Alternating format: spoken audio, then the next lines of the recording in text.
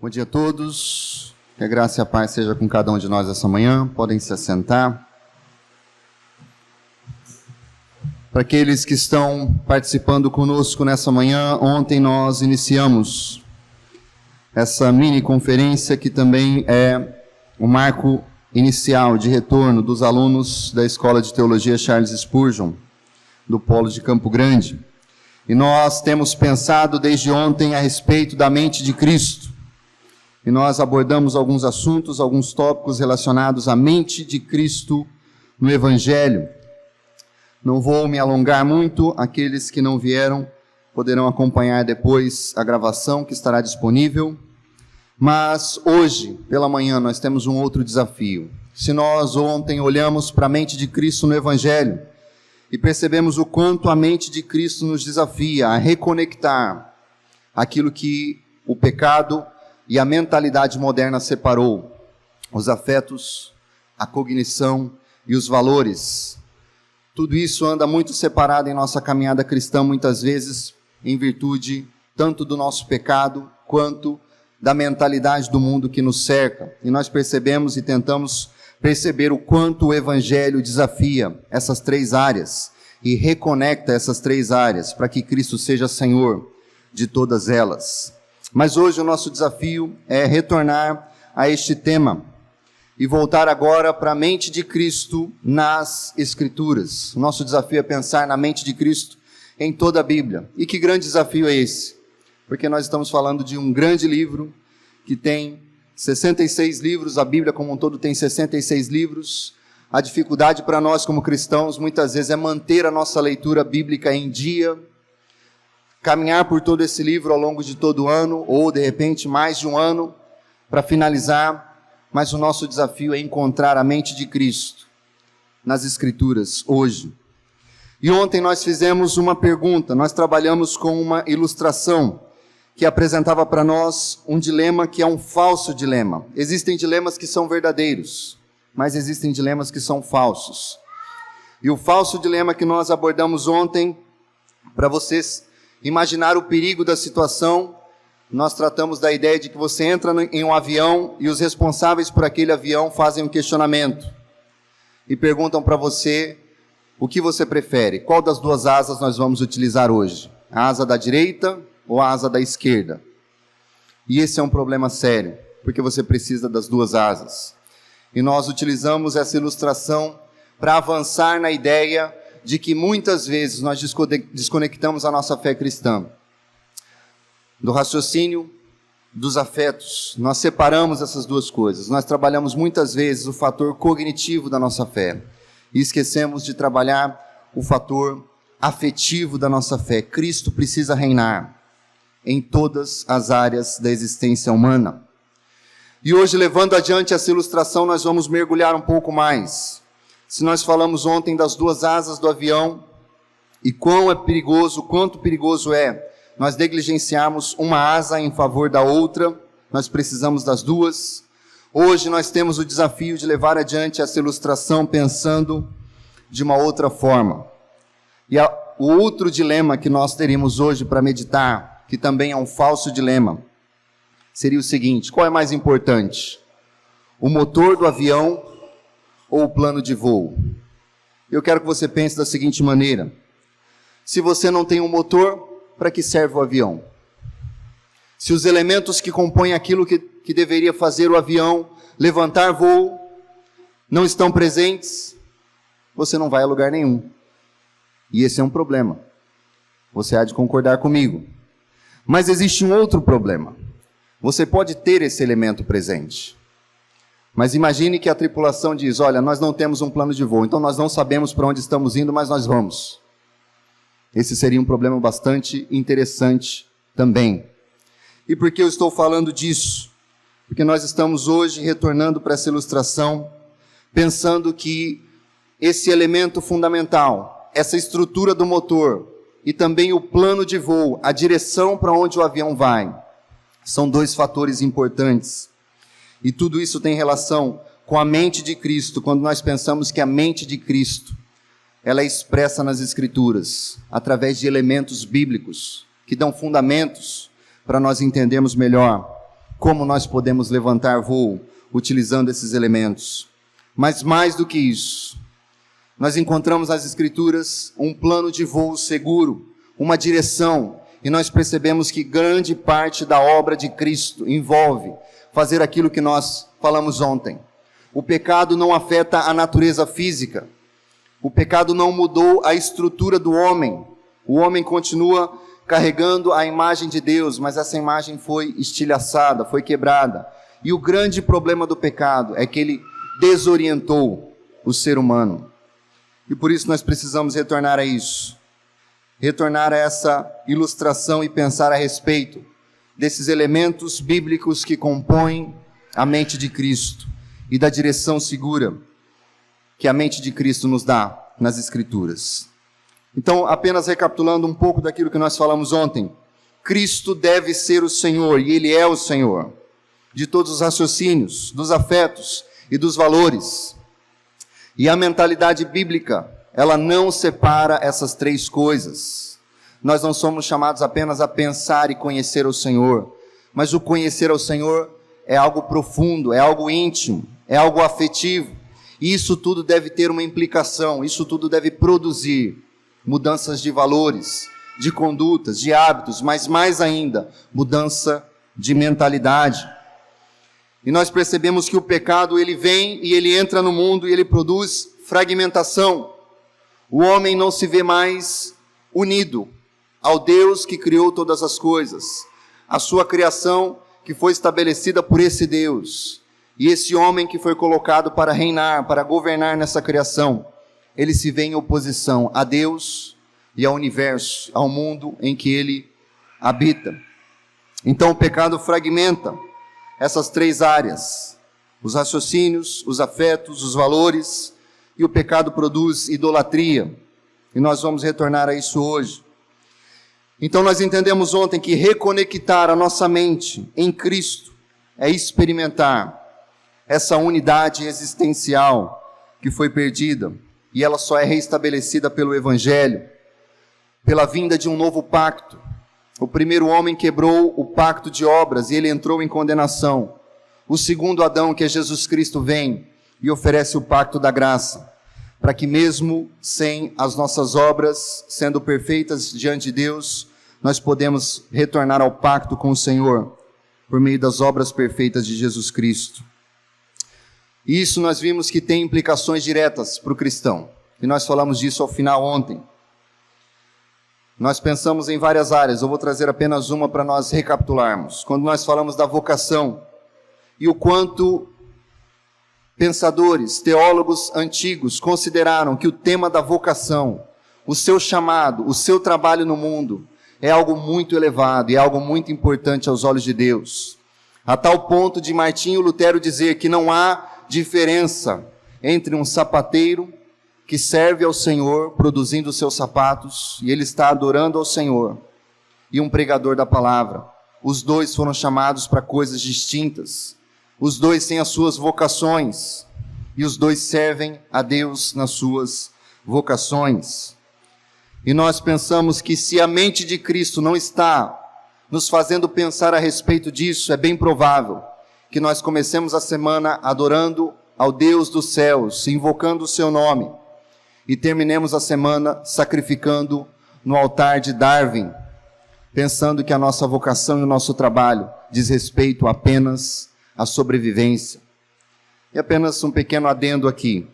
Quando eu falei de você pensar a respeito daquilo que te motiva no seu coração, aquilo que você gosta e deseja fazer para servir aos outros, e aquilo que você tem muitas vezes resposta das pessoas, dizendo, olha, você faz muito bem isso. Eu não estava dizendo que você deve simplesmente abandonar o seu trabalho e procurar fazer aquilo que você gosta, porque isso também é um problema da nossa era. Não é isso que eu estou dizendo. Mas que você pense a respeito da sua vocação e daquilo que Deus te chamou para fazer. Porque muito da mentalidade hoje do mundo é essa. Eu vou fazer o que eu quero e ponto final. É o que eu gosto e ponto final. E não é isso que eu estou falando. E isso é levado até as últimas consequências, né? Eu faço o que eu quero, eu vou trabalhar com o que eu quero, e os boletos que lutem. Mas os boletos não lutam. E eu estou apenas te chamando a atenção que você deve pensar a respeito disso, com uma mentalidade cristã. Isso é importante, ok? Mas agora nós podemos retornar e avançar um pouco mais na mente de Cristo nas Escrituras. E eu gostaria de convidar os irmãos para que nós abríssemos em 2 aos Coríntios, no capítulo 10.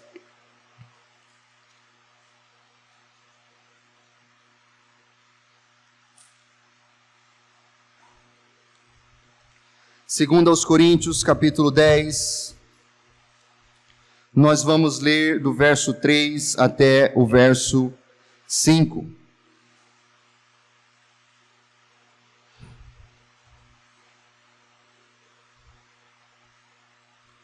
Segundo aos Coríntios, capítulo 10, do verso 3 até o verso 5. Assim diz a palavra do Senhor. Embora sejamos humanos, não lutamos conforme os padrões humanos. Usamos as armas poderosas de Deus e não as armas do mundo para derrubar as fortalezas do raciocínio humano e acabar com os falsos argumentos. Destruímos todas as opiniões arrogantes que impedem as pessoas de conhecer a Deus. Levamos cativo todo pensamento rebelde e o ensinamos a obedecer a Cristo. Vamos orar mais uma vez? Pai, nós te bendizemos essa manhã pela tua bondade em nos reunir aqui. Nós não temos, ó Deus, dignidade nenhuma em nós mesmos para considerar a mente do Senhor, a mente de Cristo. Mas como nós lemos ontem, a tua palavra nos diz que nós temos como igreja do Senhor, como povo do Senhor, a mente de Cristo. Nós temos a revelação da tua palavra. Nós temos a tua graça que nos instrui, que nos dá condições de compreender a vontade do Senhor. E nós pedimos o auxílio do teu Santo Espírito. Remove de nós, ó Deus, tudo aquilo que não está de acordo com a mente de Cristo. Leva todos os pensamentos cativos e nos auxilia, nos socorre nessa manhã e trabalha em nosso coração, para que a imagem do teu Filho seja mais e mais vista em nosso caráter, em todo o nosso ser e em toda a nossa existência. Em nome de Jesus nós oramos. Amém e amém. E eu vou começar a nossa meditação a respeito da mente de Cristo nas Escrituras, pensando sobre esse pequeno verso, esses pequenos trechos aqui da palavra de Deus, essa pequena passagem de 2 aos Coríntios, onde nós encontramos tanto a estrutura quanto a direção da mente de Cristo. E aqui eu vou apenas atualizar a nossa ilustração. Nós estamos falando de um avião. Falamos das asas, já falamos do motor, já falamos do plano de voo. Agora eu quero que você imagine que esse avião é um avião de guerra, porque é disso que Paulo está tratando aqui. Nós estamos pensando em um avião de guerra que está altamente capacitado para avançar sobre os frontes de batalha, sobre a frente inimiga, e sobre tudo aquilo que se coloca em contrário e sair triunfante.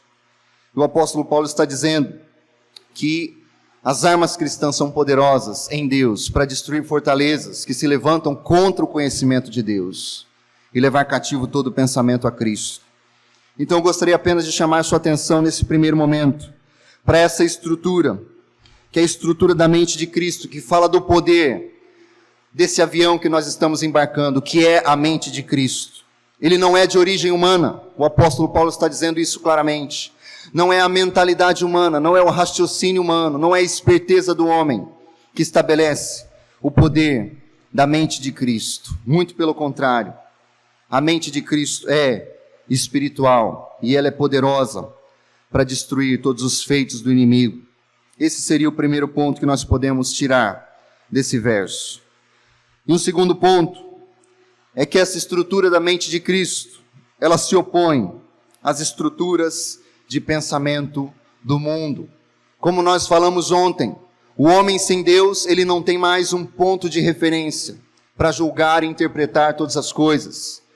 Ele interpreta a partir de si mesmo e ele projeta a si mesmo como medida de todas as coisas. E isso é o fundamento, a base de todo ateísmo, de toda a idolatria e de todo o humanismo secular. O homem como medida de todas as coisas, sem Deus como sua referência suprema. E aqui o apóstolo Paulo está dizendo que esse homem sem Deus, ele levanta edifícios, fortalezas, castelos que se opõem e que lutam contra Deus. Mas as armas cristãs, elas são poderosas em Cristo. Elas podem derrubar todos esses edifícios e elas podem levar de volta cativo todos os pensamentos para que obedeçam a Cristo Jesus. Então nós encontramos não somente uma estrutura poderosa em Cristo para vencer as estruturas do mundo, mas também nós vemos a direção da mente de Cristo, indo contra essas estruturas, se contrapondo à mente do mundo. E depois de vitorioso, o poder de Cristo leva cativo todos os pensamentos para que obedeçam ao Senhor. Então essa direção da mente de Cristo se contrapõe à mente do mundo, mas também leva cativo todo pensamento. Vai para o fronte de batalha, mas retorna trazendo homens com seus pensamentos cativos a Cristo. Isso tudo apenas para que nós entendamos algumas coisas relacionadas à estrutura e à direção da mente de Cristo, reorientando as coisas e conduzindo tudo de volta a Deus. E somente Cristo pode fazer isso. Mas aqui um pequeno alerta. Nós estamos trabalhando muito com a ideia de oposição e contraposição. O homem sem Deus pensa sem um referencial. E nós estamos falando aqui que o Evangelho produz uma mudança de referencial.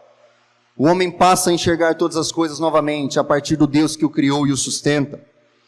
E quando nós falamos dessas estruturas, desses edifícios da mente que são derrubados por Cristo, eles se levantam contra Deus e são eliminados pelo poder do Evangelho. Nós podemos muitas vezes nos confundir e achar que nós estamos, quando opomos a mente de Cristo à mente do mundo, nós estamos às vezes dizendo que não há nenhuma verdade no mundo. Isso é mentira. Não é isso que nós estamos dizendo aqui. Porque lembre que as fortalezas que se levantam são destruídas, mas os pensamentos são levados de volta. As falsas estruturas que se levantaram sem Deus são derrubadas, mas os pensamentos são trazidos de volta para Deus. E o que eu quero dizer com isso é que essas estruturas de pensamento, elas são reorientadas. E por isso, quando nós estudamos a teologia, nós vemos muitas vezes os teólogos afirmando com clareza que não há nenhum desafio para o cristão em se envolver com a filosofia, com o pensamento intelectual, em analisar e em compreender as grandes questões do pensamento humano. Não há nenhuma oposição com relação a isso. Mas o cristão se envolve com todas essas coisas a partir de uma referência, o Deus cristão, Criador de tudo. E ele olha para todas essas coisas e procura a verdade de Deus, que muitas vezes ainda está aí fora, por pura graça e por misericórdia dele. Não porque esse homem sem Deus mereça algo, mas porque é impossível raciocinar e construir qualquer coisa sem alguns elementos da verdade de Deus. E isso é tão verdade para o mundo, quanto é verdade até mesmo para Satanás. Apesar de ser o pai da mentira, apesar de ser o destruidor das obras de Deus, ele não pode existir negando todas as verdades de Deus. Ele se apropria de algumas verdades de Deus, as distorce em seu benefício próprio e tenta usá-las contra Deus. Você pode ver isso na tentação de Cristo. O que Satanás faz ali? Ele pega a palavra de Deus, mas de maneira ilegítima. O que Satanás faz com a própria existência dele? Satanás nega a sua própria existência? Não. Ele foi criado por Deus e ele se corrompeu. Mas ele usa a sua existência em favor próprio, se colocando acima de Deus e rejeitando a vontade de Deus para si mesmo. Ele usa elementos da verdade para se contrapor ao Deus de toda a verdade. Então existem sim raciocínios aí fora que precisam ser trazidos de volta a Deus, mas eles são raciocínios verdadeiros. Eles só estão desconectados desse referencial. E isso é importante para nós. E esse é um adendo importante para que nós não achemos que muitas vezes nós estamos indo para fora para derrubar todas as coisas, quando o grande objetivo é trazer pensamentos cativos a Cristo. Encerrando esse pequeno adendo, nós podemos avançar um pouco mais, porque agora nós vamos procurar a mente de Cristo em toda a Escritura. E o nosso objetivo é atravessar toda a Escritura de fato, mas nós não vamos nos ater a algumas passagens isoladas. Nós vamos apenas lançar algumas referências para que os irmãos entendam como a Bíblia está organizada a partir da mente de Cristo. E essa é a estrutura de toda a narrativa bíblica. E nós encontramos a mente de Cristo em toda a narrativa bíblica. E um modelo que é nos dado para que nós entendamos como a mente de Cristo aparece em toda a Escritura, em toda a palavra de Deus, envolve 4 momentos, e talvez você já tenha ouvido falar disso: a criação, a queda, a redenção e a consumação. A criação, a queda, a redenção e a consumação nos apresentam a mente do Senhor, revelada na mente de Cristo, que é a mente do Evangelho, atravessando toda a Escritura. E nós não vamos aprofundar isso, eu vou apenas relembrar você daquilo que a Escritura fala.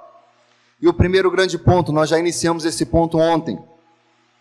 A Bíblia apresenta um Deus Criador, e todas as coisas foram criadas boas por esse Deus Criador. Deus criou tudo, não foi o acaso, não foram forças impessoais, não foi simplesmente a natureza e as forças que já atuavam nela. Deus criou tudo e tudo era muito bom, e não havia mal, não havia pecado, não havia sofrimento, não havia dor no mundo criado, mas tudo exultava e celebrava ao Senhor. Isso está em Gênesis 1 e 2. Seguindo para o capítulo 3 de Gênesis, nós encontramos o segundo elemento da mente de Cristo nas Escrituras: a queda. E entender a dimensão da queda é importante para que você entenda a sua necessidade de Cristo. E o pecado, como nós vimos ontem, nós estudamos ontem, é violação pactual. O homem se volta contra o Deus que o criou, e a rebelião da criatura contra o seu Criador traz efeitos que são sentidos na nossa própria existência e em tudo à nossa volta. Nós falamos dos efeitos do pecado na nossa mente. Nós temos dificuldades em raciocinar. Dos efeitos do pecado com relação ao nosso raciocínio. Nós não temos mais uma referência. Uma mente que nos criou não serve mais de referência para os nossos pensamentos. Nós temos dificuldades pactuais. Nós experimentamos os efeitos da culpa e do afastamento de Deus. Gênesis 3 nos apresenta isso. Mas ainda em Gênesis 3 nós temos a redenção, a promessa de Deus de que enviaria o Messias, o resgatador da sua criação. E em Gênesis 3 até Apocalipse 20, você tem toda a bagunça que nós estamos inseridos. E a promessa de redenção nos acompanha em meio a tudo isso. E toda a Bíblia está fundamentada em uma disputa. E a Bíblia apresenta o conflito entre a serpente e a sua semente enganadora. E a semente que foi prometida por Deus em Gênesis 3. A semente prometida que esmagaria a cabeça da serpente. Uma falsa promessa, uma promessa enganosa, traz tudo em corrupção, em engano e em pecado. Isso vem da serpente. É a semente da serpente em atuação. Mas Deus dá uma outra promessa, que da semente da mulher viria aquele que esmagaria a cabeça da serpente. Quando nós chegamos em Apocalipse 21 e 22, nós temos um outro quadro, que é um quadro de referência, para nós entendermos a mente de Cristo. A esperança da consumação, a esperança da glorificação. A nova criação se estabelece pelo poder de Cristo. A eternidade absorve a temporalidade. Os eleitos de Deus são trazidos à presença do Senhor. aqueles que não conhecem a Cristo e não têm a mente de Cristo, são entregues à condenação eterna. Mas tudo isso aqui diz respeito a essa grande disputa da redenção, a semente da serpente e a semente da mulher, ou a mente de Cristo, e como nós vamos começar a entender agora, a mente dos ídolos.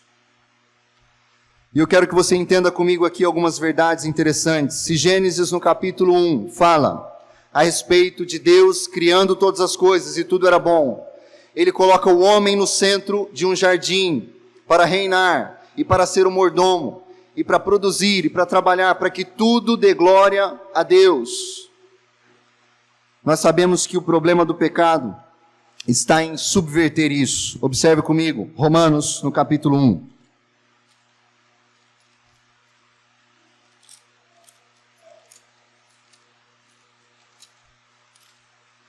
Romanos capítulo 1.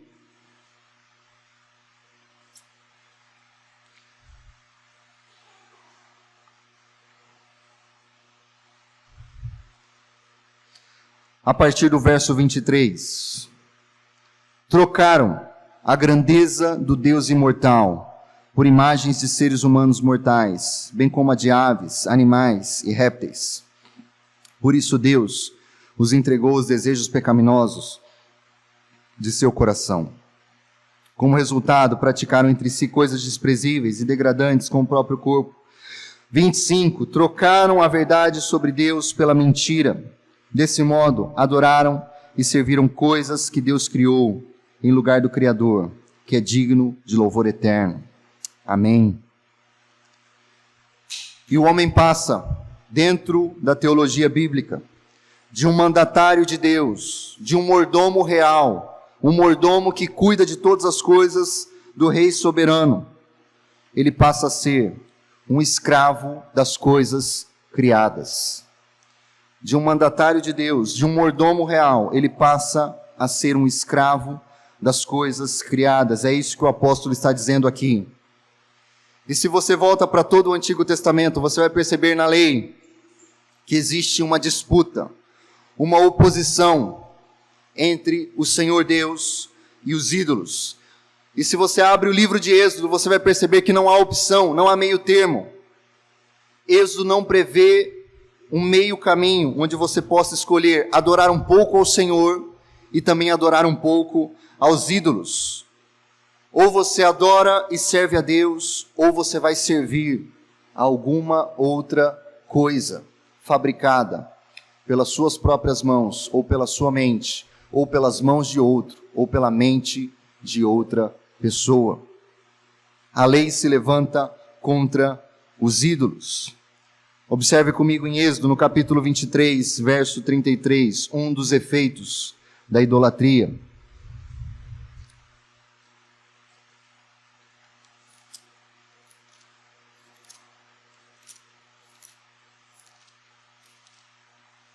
Êxodo 23, verso 33.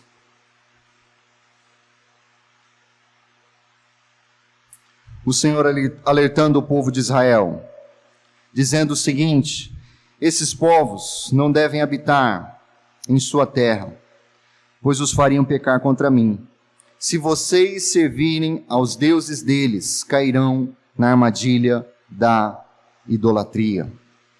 A idolatria cega, a idolatria tira a compreensão, a idolatria é uma grande armadilha. E todos nós estamos sujeitos a isso, por isso o alerta de Deus para o seu povo. Se você avança para os Salmos e para os profetas, você vai perceber que há uma grande disputa. Os Salmos falam daquele que pode servir e adorar ao Senhor no seu santo templo, e é aquele que rejeita os ídolos. Avance comigo agora para Isaías, no capítulo 44.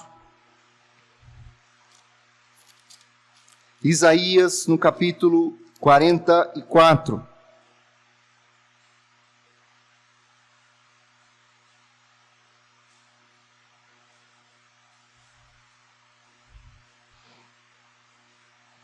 Isaías 44, verso 9. diz o seguinte: como são tolos os que fabricam ídolos. Esses objetos que tanto estimam não têm valor algum. Os que adoram ídolos não sabem disso, por isso serão envergonhados. Verso 18: quanta estupidez e ignorância! Seus olhos estão fechados e ele não consegue ver, sua mente está fechada e não consegue compreender. Verso 20: tal pessoa se alimenta de cinzas e engana a si mesma, confia em algo que nada pode ajudá-la. E, no entanto, não é capaz de perguntar: será que este ídolo que tem em mãos não é uma mentira? Toda a teologia do Antigo Testamento é baseada nessa grande disputa e nessa grande oposição. E talvez quando você vai para o Novo Testamento, você pensa: olha, nós não temos tanto esse problema. Nós não encontramos essa repetição de leis.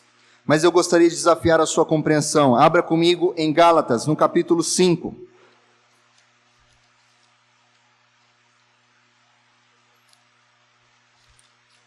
Gálatas, no capítulo 5.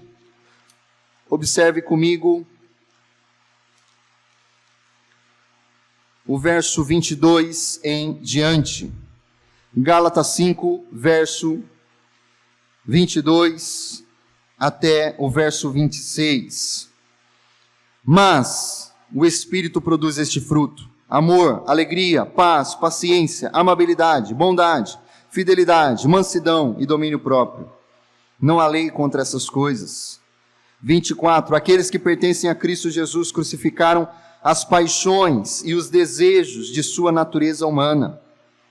Uma vez que vivem pelo Espírito, sigamos a direção do Espírito em todas as áreas de nossa vida. Não nos tornemos orgulhosos, provocando e invejando uns aos outros.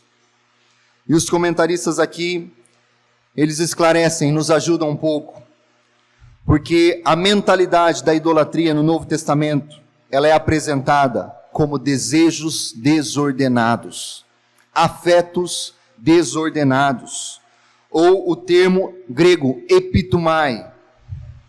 Não é mais uma referência direta à idolatria, mas é um modo como nós entendemos que não estamos servindo a Deus, quando os nossos afetos estão desordenados.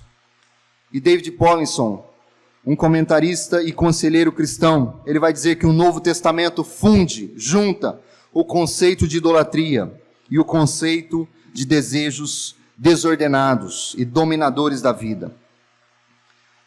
E para que você lembre disso e pense nisso a respeito dos ídolos e desses desejos desordenados que nos governam muitas vezes, uma outra citação interessante de Rebecca Pipert, e ela vai dizer o seguinte: tudo que nos controla é nosso Senhor. A pessoa que busca o poder é controlada pelo poder. A pessoa que busca aceitação é controlada pelas pessoas às quais ela quer agradar. Não controlamos a nós mesmos, somos controlados pelo Senhor das nossas vidas. E para que você pense um pouco mais a respeito disso, e da mente de Cristo que vem para combater todas as estruturas idólatras e reorientar a nossa mente em direção ao Senhor, nós precisamos pensar mais uma vez naquilo que lemos em Romanos, no capítulo 1, do verso 18 até o verso 25. Nós não vamos retornar ali, nós não temos tanto tempo. Mas em Romanos, no capítulo 1, no verso 18 ao verso 25, nós entendemos que nós criamos ídolos. A mente humana sem Deus cria ídolos, porque nós queremos controlar as nossas vidas. Nós utilizamos as coisas criadas, nós fixamos nelas a nossa mente e o nosso coração, e construímos a nossa vida ao redor dessas coisas. Por isso o apóstolo Paulo diz: nós trocamos a verdade pela mentira, o Criador, que é bendito eternamente, pela criatura. Agora observe comigo, porque nós aqui como cristãos talvez possamos olhar de longe esse tema da idolatria e dizer: olha, nós não temos tanto problema com isso. Mas vá comigo para Gálatas, no capítulo 4, o capítulo anterior ao que nós acabamos de ler. e observe comigo o verso 8 e o verso 9. Gálatas 4, verso 8 e verso 9. E o apóstolo Paulo está dizendo aqui para uma igreja: não voltem para a idolatria. Mas qual idolatria Paulo está falando? Observe comigo. Antes de conhecerem a Deus, vocês eram escravos de supostos deuses, que na verdade nem existem. Agora que conhecem a Deus, ou melhor, agora que Deus os conhece, por que desejam voltar atrás e tornar-se novamente escravos dos frágeis e inúteis princípios básicos deste mundo? E qual era o grande problema nessa igreja? Eles já tinham Cristo, eles confessavam a Cristo, eles haviam experimentado o poder de Cristo, mas agora queriam retornar, e queriam exigir inclusive que os cristãos se circuncidassem, porque senão não haveria o poder de Deus atuando na vida deles. E o que Paulo está dizendo aqui é algo muito sério, porque Paulo está dizendo que inclusive essa ideia de adicionar algo a Cristo, de exigir uma obra perfeita, uma obra humana meticulosa, alguns detalhes que podem ser acrescentados à obra de Cristo, alguma coisa que pode ser feita por mim ou por você, isso é idolatria, isso é rejeitar a Cristo. E Timothy Keller vai dizer o seguinte a respeito dessa passagem: se alguma coisa além de Cristo é sua fonte de salvação, então você está caindo na idolatria. Se você faz sacrifícios a uma estátua, ou se busca se tornar merecedor do céu por meio de uma moralidade, obras morais, ações morais meticulosas, você está estabelecendo algo além de Deus como sua esperança final, e isso o escravizará. Muito sério isso. Porque aqui nós entendemos que para quebrar os outros mandamentos, nós precisamos passar primeiro pelos dois que falam a respeito da idolatria. A quebra do 7º mandamento acontece quando eu já passei primeiro pelos dois. A quebra do 10º mandamento acontece quando eu já passei por cima dos dois primeiros. E idolatria, irmãos, é um problema de coração. Onde está a nossa confiança?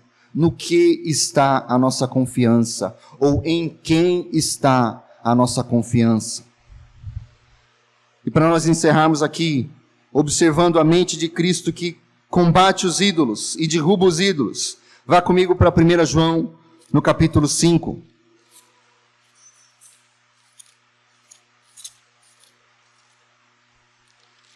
1 João, no capítulo 5, o último verso dessa epístola. E essa epístola diz respeito a viver na luz, em santidade, andar no amor e andar na verdade de Deus. 1 João 5, verso 21. E assim diz a palavra do Senhor: filhinhos, afastem-se dos ídolos, ou filhinhos, guardai-vos dos ídolos. E se você leu toda a epístola anterior, onde João está falando de andar na luz, andar na verdade, viver em amor a Deus e amor aos irmãos, agora ele apresenta a ideia dos ídolos. O que isso tem a ver com o anterior? Ele está inserindo um novo tema, ou ele está dizendo, olha, tudo o que eu disse aqui diz respeito a exaltar a Cristo e amar ao Deus de toda a verdade e guardar-se dos ídolos. Aquilo que não se conforma com isso, que eu disse anteriormente, é idolatria. Guardem-se dos ídolos. E para nós aplicarmos tudo isso, irmãos, e pensarmos a respeito disso no nosso próprio coração, nós temos que entender que existe o pecado por trás do pecado em nossa mente. Existe o pecado por trás do pecado nas nossas mentes.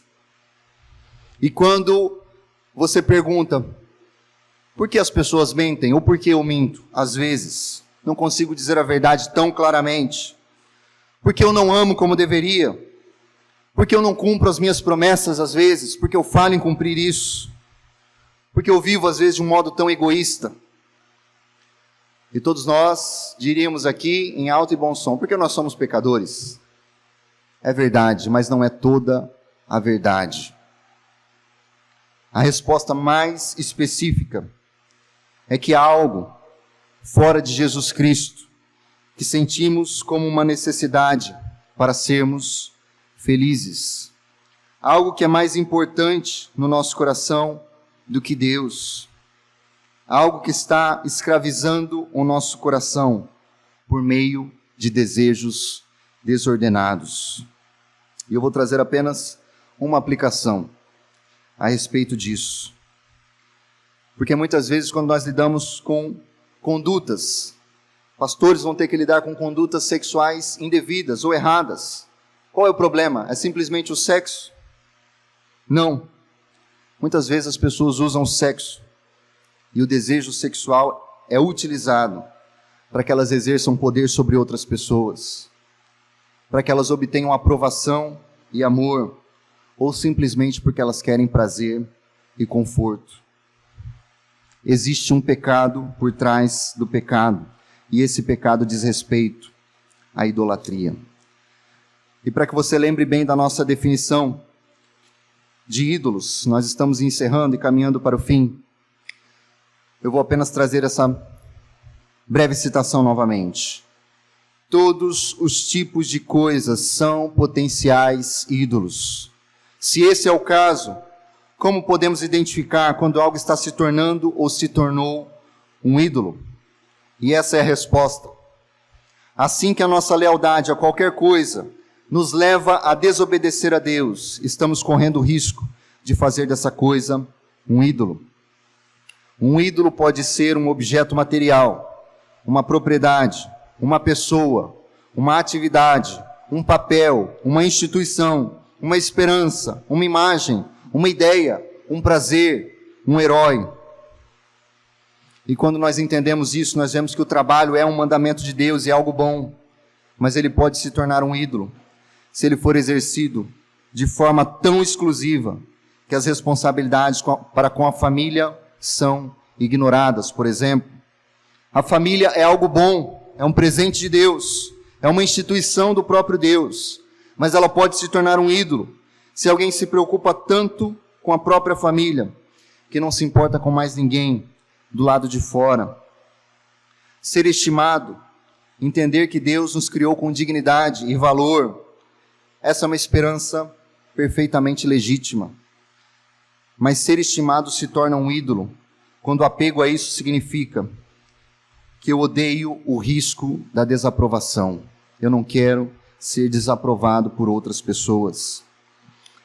Eu vou apenas trazer alguns exemplos aqui para que você aplique isso ao seu coração e à sua mente, e que a mente de Cristo possa fazer toda a diferença na sua vida, caso você se identifique com alguma dessas frases. A primeira frase é a seguinte: a vida só tem sentido, eu só tenho sentido ou valor se eu tiver poder e influência sobre os outros. Essa é a idolatria do poder. A vida só tem sentido ou eu só tenho valor se eu for amado e respeitado por determinado grupo, determinada pessoa. Essa é a idolatria da aprovação. A vida só tem sentido se eu tenho, ou eu só tenho valor se tiver um tipo de experiência prazerosa e uma qualidade de vida que eu imaginei. A idolatria do conforto. A vida só tem sentido e eu só tenho valor se eu for capaz de dominar a minha vida na área X. A idolatria do controle. A vida só tem sentido e eu só tenho valor se as pessoas dependerem de mim e precisarem de mim. A idolatria em ajudar, em socorrer. A vida só tem sentido e eu só tenho valor se estiver sofrendo com algum problema. Só então me sinto digno de amor ou capaz de lidar com a culpa. A idolatria do sofrimento. E essa idolatria atravessa muito da nossa espiritualidade às vezes. A minha vida só tem sentido e eu só tenho valor se a minha causa política, social, ideológica estiver avançando e ganhando poder ou influência. a idolatria da ideologia. E aqui eu vou dar apenas um quadro de referência para que você pense com isso e chegue a algumas conclusões pessoais e considere isso na presença de Deus. Se você busca o poder a todo custo, sucesso, vitória, influência, o seu ídolo vai se apresentar de duas maneiras, tanto nessa sua busca, quanto nos seus maiores temores. E se você busca o poder, o seu maior pesadelo será a humilhação. E isso traz implicações para as pessoas à sua volta.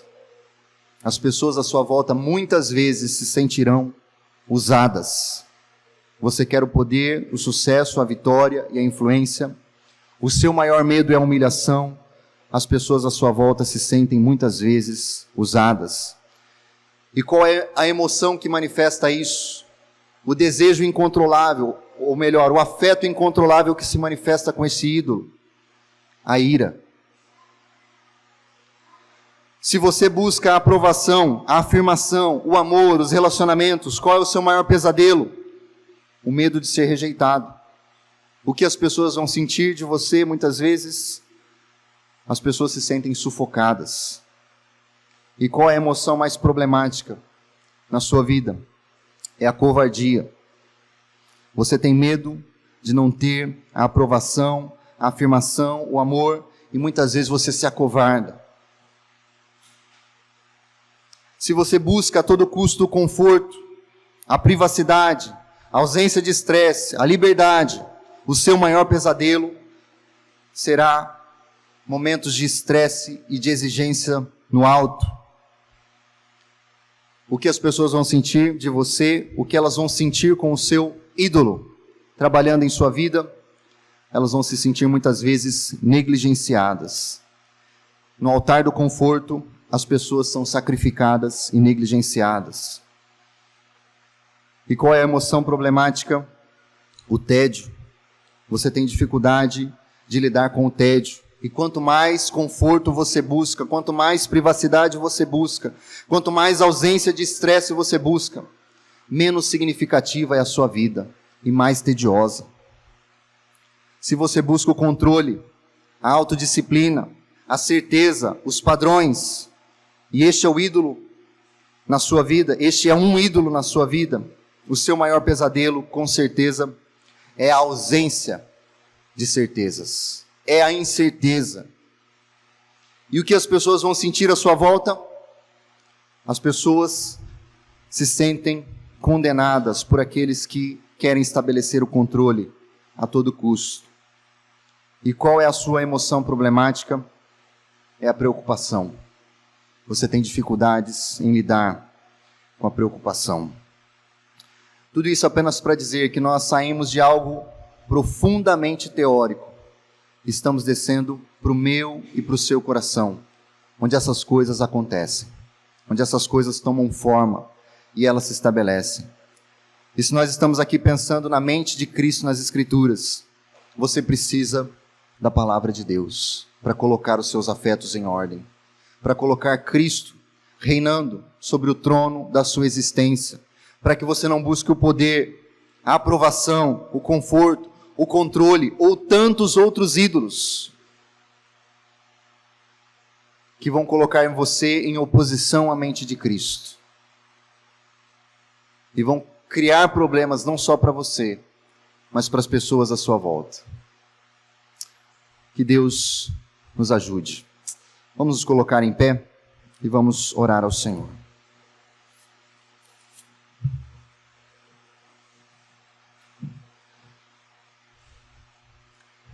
Pai bendito, nós te agradecemos, nós te bendizemos pela obra de Cristo.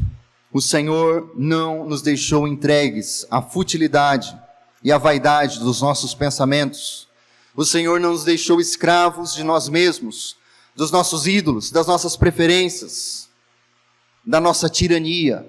E nós somos expertos, ó Deus, em tiranizar a nós mesmos com os nossos ídolos e as pessoas à nossa volta. E eu peço a Deus que a graça de Cristo que vem em nossa direção e que veio de maneira poderosa e destruiu todo pensamento e toda arrogância que se levantava contra o Senhor, continue operando e levando todo pensamento cativo, para que obedeça ao Senhor, para que se submeta ao Senhor e para que experimente a vida que o Senhor tem para nós.